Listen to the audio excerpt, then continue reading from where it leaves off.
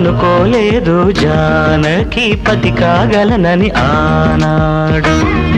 ఆనాడు ఎవరు అనుకోనిది ఈనాడు మనకు నిజమైనది. ఆ రామాయణం మన జీవన పారాయణం. రాముడు అనుకోలేదు జానకి పతి కాగలనని ఆనాడు.